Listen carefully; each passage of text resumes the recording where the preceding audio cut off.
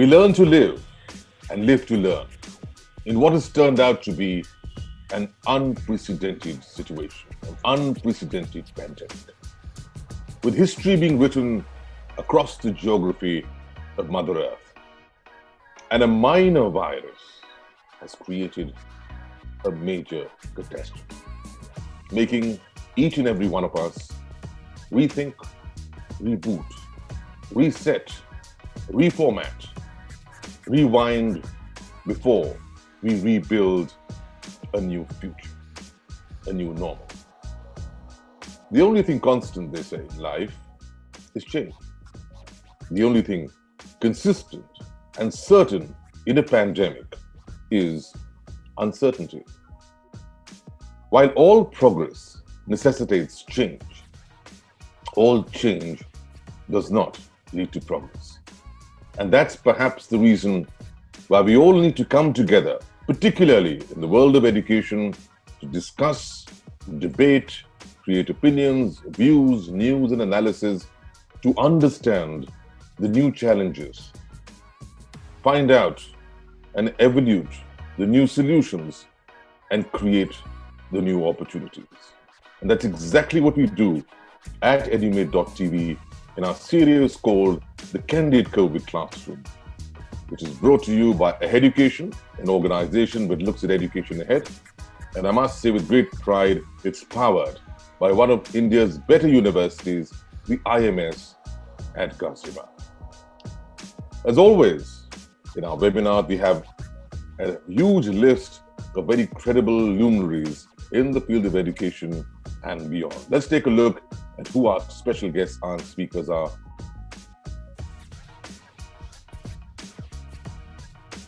I'll take opening comments first from our keynote speaker, then I'll go across to our several professors and HODs who've joined us from across the country, and then come back to our special guests to respond to the problems that they've been facing on the ground.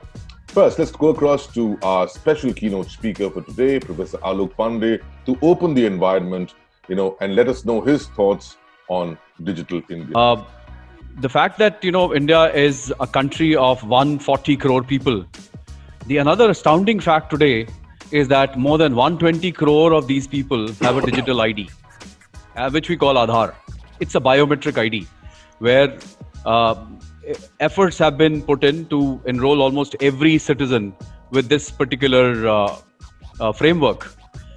This Aadhaar ID coupled with close to 120 crore mobile phones, out of which around 60 crores are smartphones, 50 crore people connected on Wi-Fi, with computer, close to an improved access to computers and computer literacy, digital literacy. India is one of the largest digitally connected country in the world. The only competition we have is from China, which is a little ahead of us. And now we are trying to identify as to why is China ahead of us and what makes China a better country. But let me tell you, India is a democracy. In a democracy, the purpose of initiating any intervention is public good. If used properly, digital interventions can improve transaction governance capacities.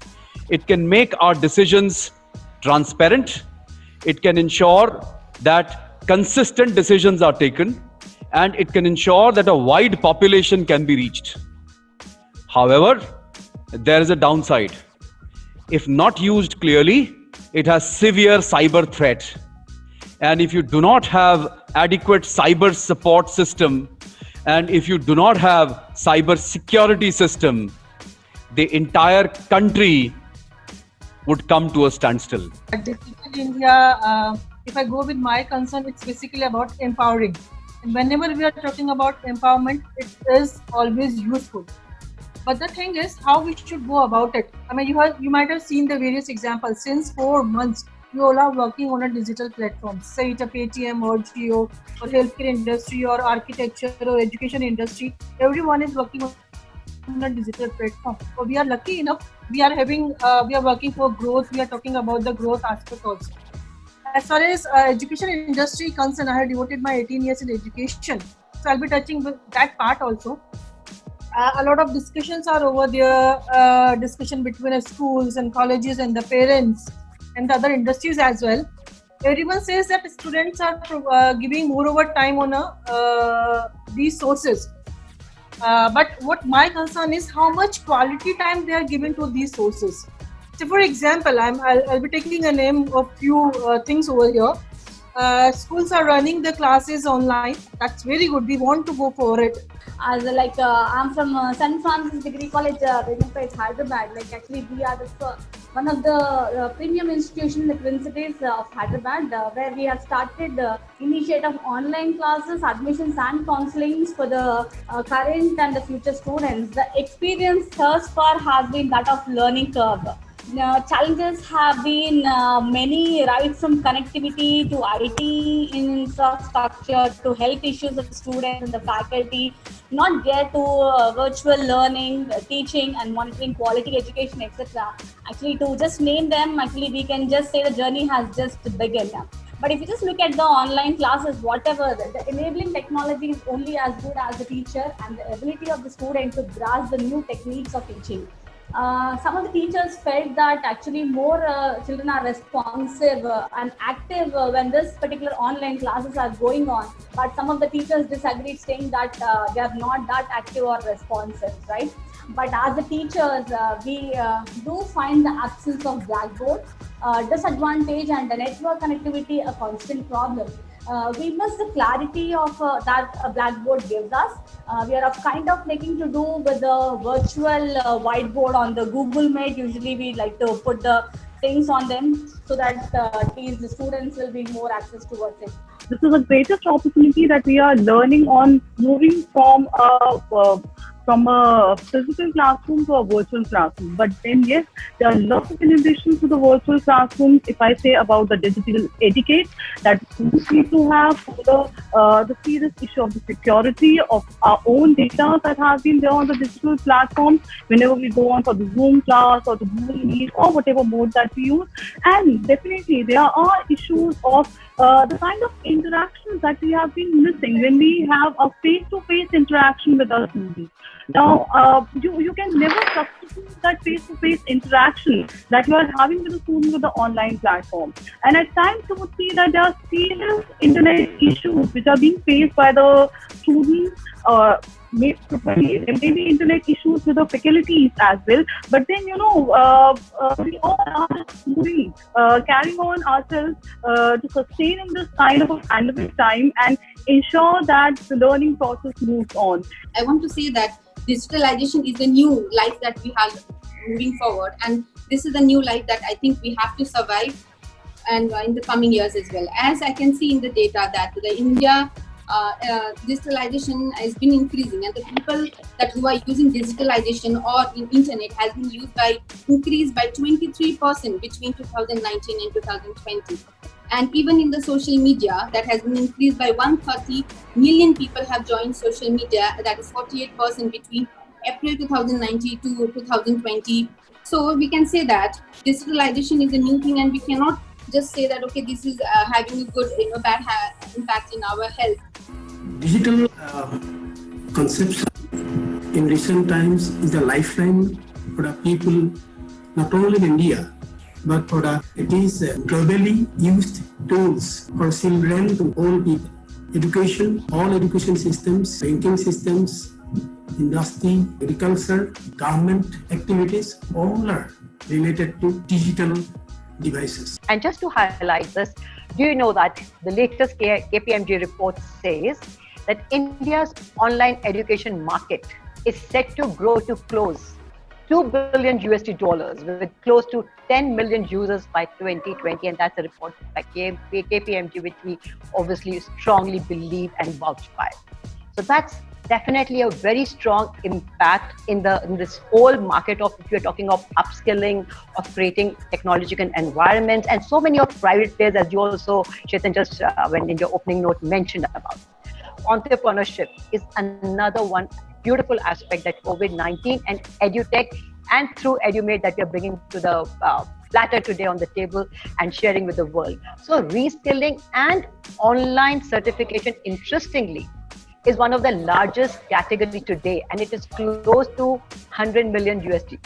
Major things that we evaluate, like almost on a yearly basis, we take about 100 plus interns and we get them into our organization, right from the business side, the design side, the technology side, as well as we are into getting them onboarded from various standpoints, like be it an understanding of the marketing side or configuring certain design solutions or tech solutions. So what I've been experiencing, and which is what it is not about the how of digital, of course, that is a very, very, very important element to it, but the more important element is about the why of education. Because if we have a clarity on the why of education, then the how will become a lot more easier.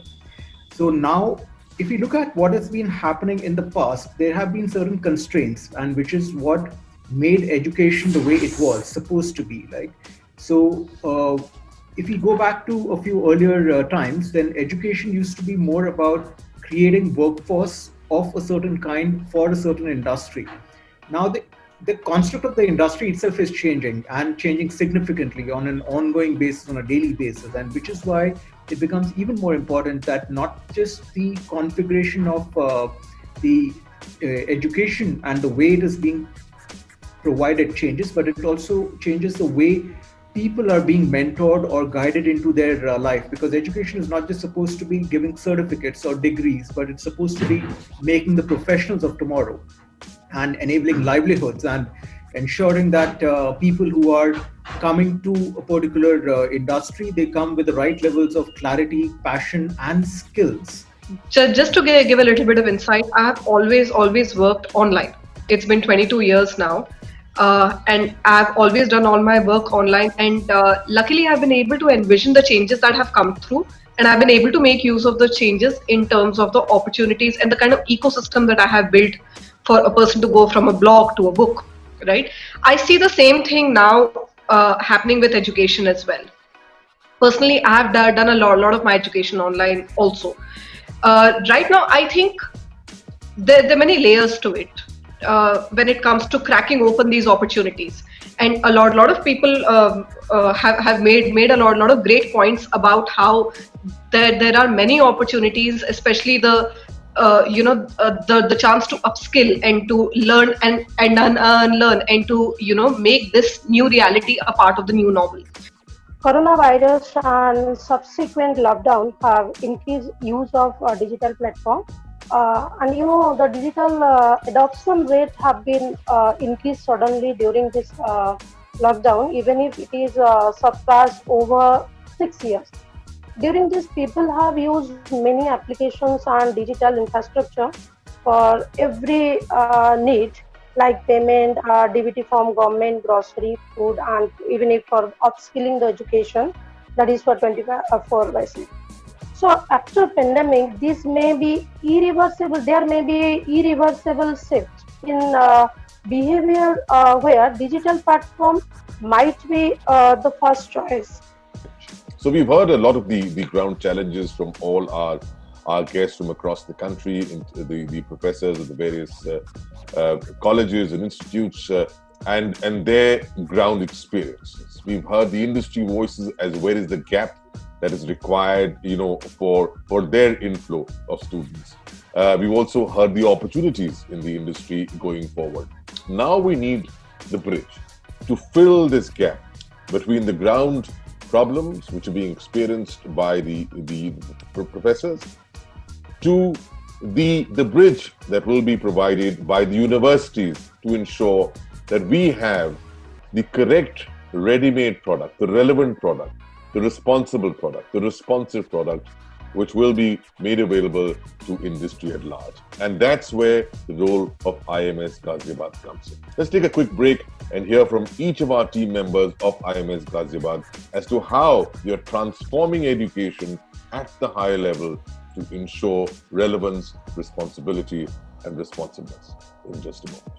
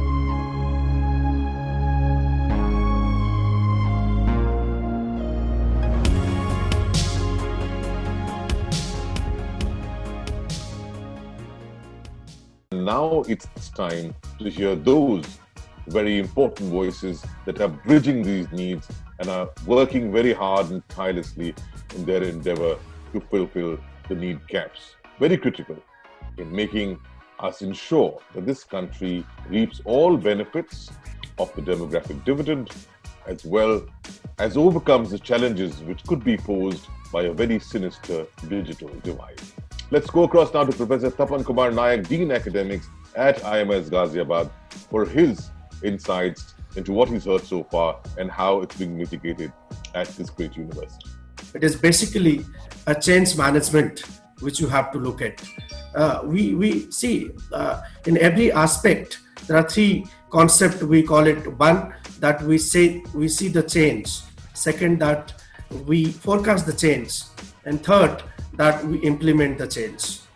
Basically, it is one more quotient which has been added to the three already existing quotients: IQ, EQ, SQ. Now this is going to be AQ, which we call it adaptation quotient. Now we at IMS Ghaziabad has adapted the change. I do not take this as the challenges. We have converted all the challenges into the realities. We have converted all the challenges into the opportunities. Now if you look at this digitization process, how we have converted these challenges, that let me tell you, Chetan, I already have told you in many other platforms that IMS Ghaziabad has taken this challenge in a positive way. We have converted all our physical classrooms to digital classrooms. We have completed all our remaining classes since March 2020, whether it is classes, whether it is examinations. We have conducted all the examinations, whether it be it midterm examination, end-term examinations, be it different types of webinars.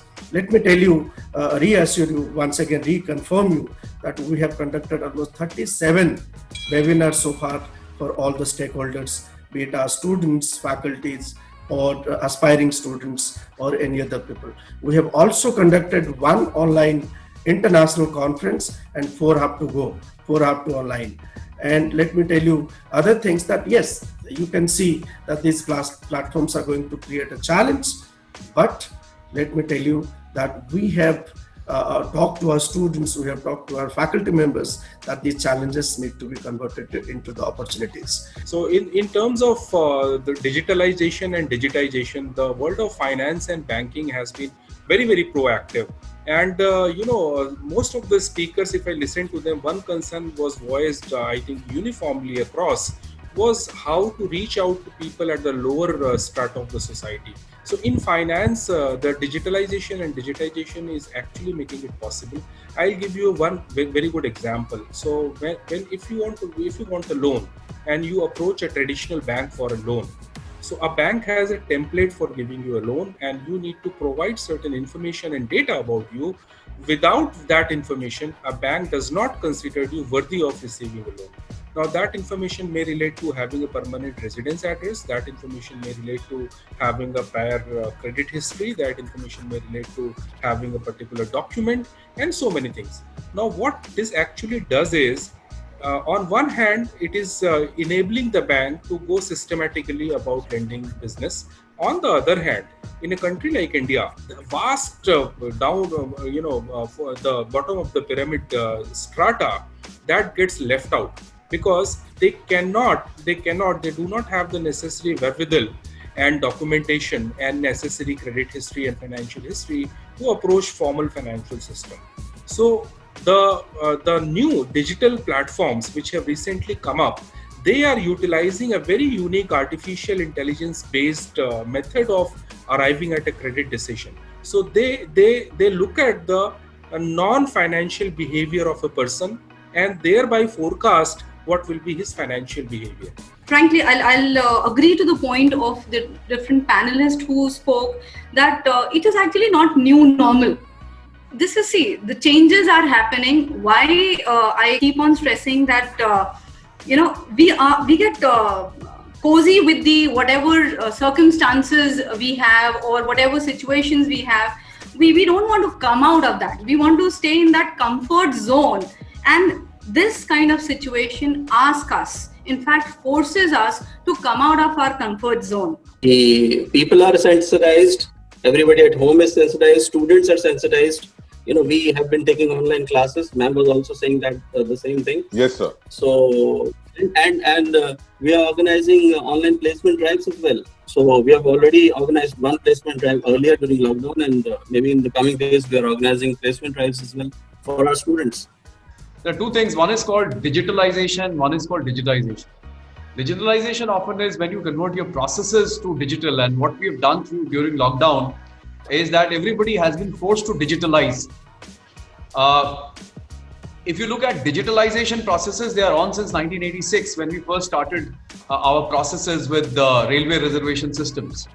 So this is now almost like 40-year-old system, and we have been a little slow in terms of picking up other things. Some of these speakers talked about the issues related to the skills our recruiters are looking at. If you look at currently, we have started a course on data science, and we assume that data science and data analytics are going to be some of the key things in digitized world. Once you go for digitalization, the next step is you identify whether things have been digitized or not. And I, in my opening remarks, had also said that if you digitize land records, governance becomes easy. And I had said that, the only way we can actually run a country of our proportion, of our size, 1.4 billion people, and a large country with diversity, with different languages, is having a common language, and that is called a digital language. And digital language has its own advantages. So governance can be done best if we are doing something like digitizing more. We need to digitize even more rapidly now. The space has been very, very slow. That is one challenge. We need to reduce digital divide, access to, some of the speakers have talked about, access to digital equipments and other things. Some of the speakers talked about the skill sets required by the teachers. Let me tell you, even if the pedagogies change, even if the medium changes, learning objectives do not change. Where India lags behind as a nation is that we lack people with critical skills. We do not have critical skills in our children, and it takes a very long time once they join organizations to realize, when they lose their job, they realize as to what has gone wrong. So most of the things, digital skills or digital methodologies or whatever systems we use, it's fine. But the best part is that we must not lose track of what we are trying to teach. Our subjects, whatever we teach, should have some critical thinking skill being given to the students. Other things, like for example, if you look at programming and web application, if you look at digital business analysis, if you look at digital project management, if you look at digital product management, if you look at something called social media management, digital marketing, all these things will get a boost post COVID. They have already got a boost. Just see, if a particular video which has been played has even a similar music from a particular website or another website, it can immediately be caught by Facebook servers, and they can take an action against it. We may have to represent, we have to change. Now, artificial intelligence, legal aspects, the more we digitize, the more we digitalize, and the more we start using, we would need right legal processes. So if I come back to the challenges, 3 or 4 things which this discussion has brought forward to us is that, yes, there's a digital divide and we need to look into it. Yes, there is lack of ICT infrastructure, we need to look into it. Yes, there is a problem of data speed. Yes, there is a problem of bandwidth. Yes, there is a problem of accessible. In fact, most laptop manufacturers and tab manufacturers have raised prices. The only thing which has seen a multiple million kind of sales during this period is digital devices. And they're taking advantage of it. We've of course seen the issue of cybersecurity. One of the major challenges which I wish to point out due to digitalization and digitization is absence of cybersecurity. Recently, we have banned 59 apps from China. It may have some diplomatic angle to it, but let me tell you, most of the apps have an issue. Why does an app in India, and in fact, let me tell you, studies have shown if you download an app in Indians downloaded 450 crores approximately apps in 2019. Apps in India, the downloads require, the moment you install it, the largest number of permissions are by apps which are in India. Why do we seek for so much of permissions? So, there's so many issues related to cybersecurity. We are sitting at a ticking time bomb. Digitalization and digitization in absence of cybersecurity are going to bring this country to a major problem, something which happened 3 years ago, when that artificial lake, 5 years ago, artificial lake burst in Kedarnath. And what is going to happen to the Three Gorges Dam. That's why I would compare this with Three Gorges Dam. If it breaks, Shanghai would be over. And Wuhan province, which already is suffering from this COVID problem, again, Wuhan and Hubei, they have waterlogged streets for the last 2-3 days already, Hubei and Right, sir. So, what we need to understand, cybersecurity, availability of infrastructure, and of course, other issues these are two major issues, which reduction of cost will happen over a period of time. But yes, manufacturers must reduce cost, which is a very important idea to democratize use of digital resources. So thank you very much once again, and let us have such discussions again in future where we can all contribute from our side whatever we know about digitalization and digitization, its impact on our lives. Thank you. Well, students are really enjoying the online classes. Every day I look at the face of my students, I see they are quite fresh, they are quite interactive, quite responsive. Lovely. And let me tell you that all of them have completed their online summer intensive projects, working from home. Quite impressive. We receive compliments from almost all the corporations they have worked. That is what is confirming that how this online platform is giving an edge to the students. Well, the one thing you can expect from Digital India is that it's going to teach you how to expect. It's going to teach you how to embrace. It's also going to teach you how to evolve. Because to address the big D of Digital India, you've got to adopt the 3 Ds. One is it's going to make you democratic. Secondly, it's going to make you dynamic. And thirdly, it's going to make you decisive. Thank you for being a part of this webinar. We'll join up with you again very soon. And of course, don't forget, as I always say, to better educate, to better educate.